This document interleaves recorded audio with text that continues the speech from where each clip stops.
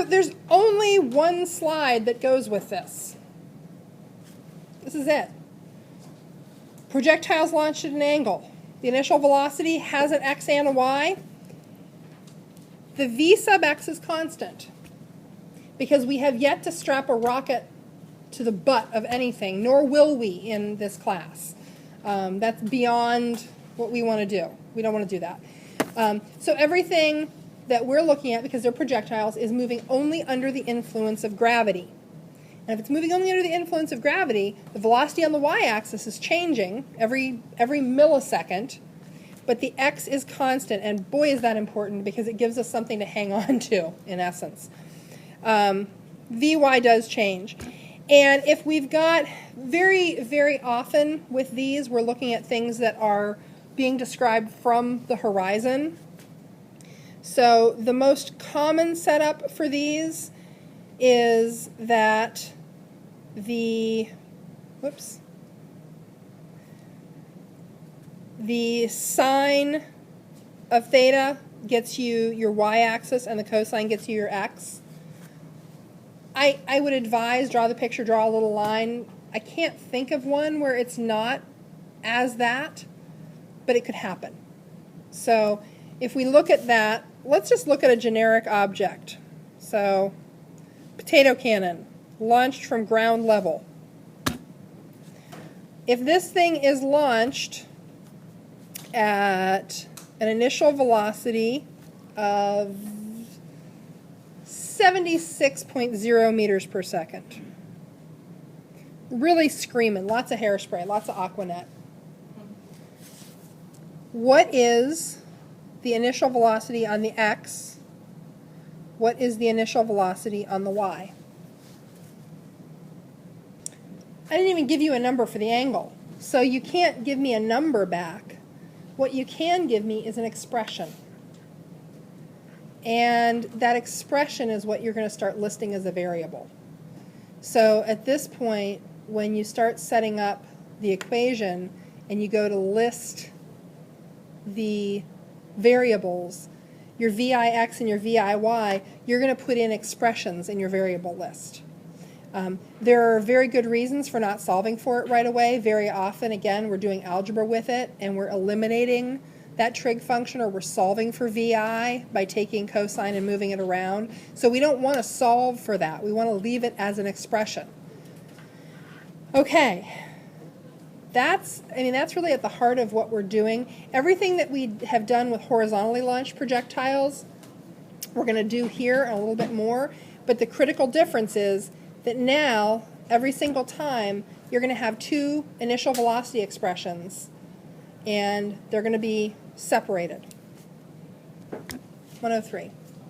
So, zookeeper, and I don't like the way they do it for a couple of reasons. I think we'll talk about that in a second. Zookeeper finds an escaped monkey hanging from a light pole, aiming her tranquilizer gun at the monkey. She kneels 10 meters from the light pole, which is 5 meters high.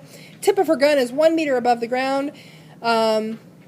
The monkey tries to trick the zookeeper by dropping a banana, but then continues to hold on to the light pole. At the moment the monkey releases the banana, the zookeeper shoots. If the tranquilizer dart travels at 50 meters per second, will the dart hit the monkey or the banana or either of them?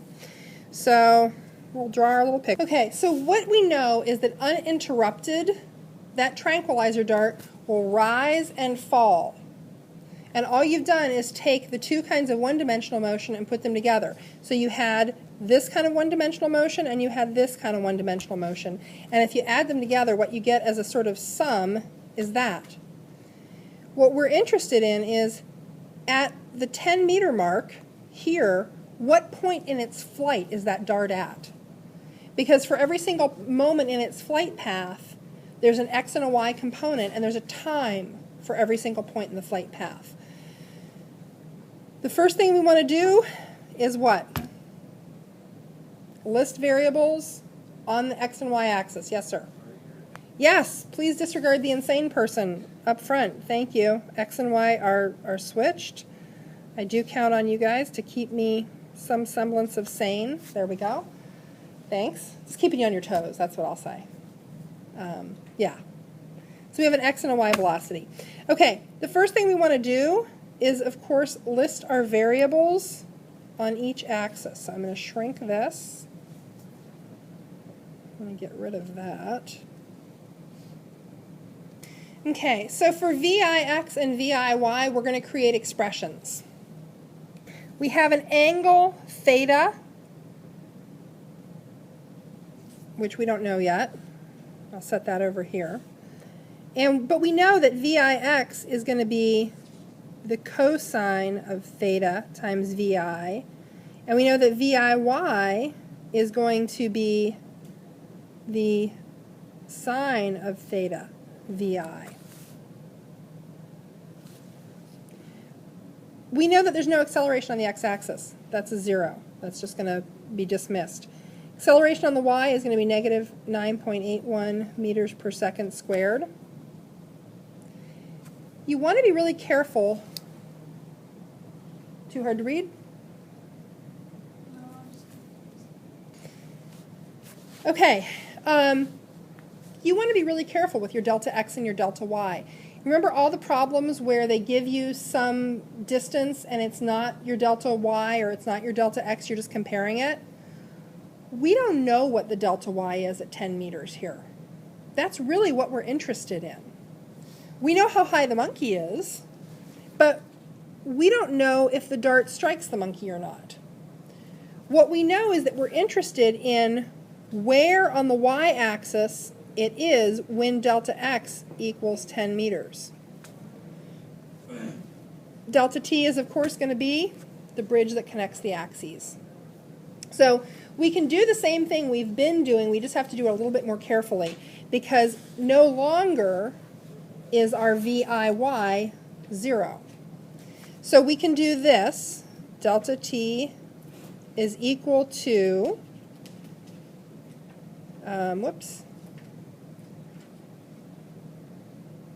delta x over VIX. That's still true because there's no acceleration on the x-axis. So that's still a true substitution. The substitution that a lot of you have been using in the other problems where on the y-axis t is equal to the square root of, what is it, 2 delta y divided by a, that's no longer true. That doesn't apply because VIY is not 0. So you cannot use that derivation anymore.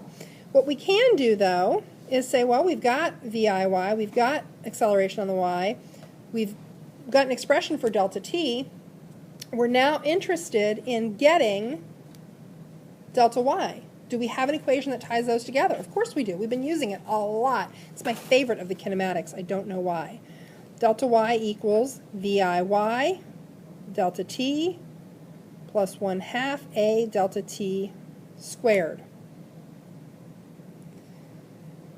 So this is a good time to put in our expressions for VIY and VIX. I'm going to move this down and out of the way a little bit. So what we're saying here is that delta t is delta x over cosine theta VI. What we're saying here is that VIY is sine theta VI. So delta y equals sine theta VI delta t plus 1/2 a delta t squared. We're ready to do some manipulation here. We're going to take just this, and we're going to carry it to the next page.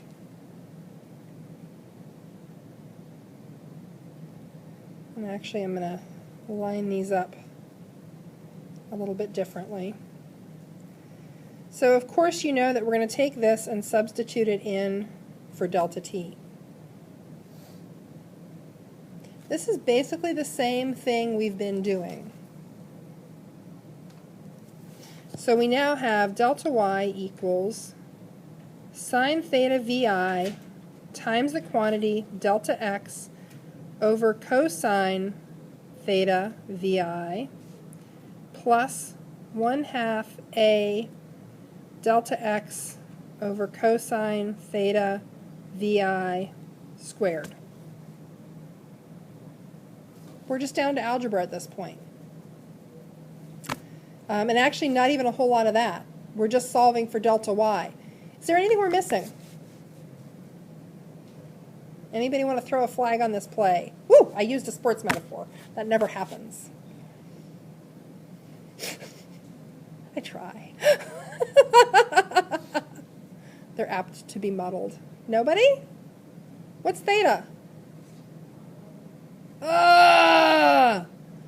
We don't know theta. We can find theta easily. So if we back up to here and we note, we are told that, let me see if I can just copy that piece. We're told that she aims the gun at the monkey. So the distance, she is 10 meters away. So this is 10 meters. The tip of her gun is a meter above the ground and the monkey's 5 meters up. So this is 4 meters. Now do you have a way to find theta? What function? Tangent. Yes, inverse tangent. Of 4, yeah, inverse tangent of 0.4. Inverse tangent of 4 divided by 10 will get you your theta. A reminder, keep all those digits. So tan minus 1, 4 over 10 equals theta.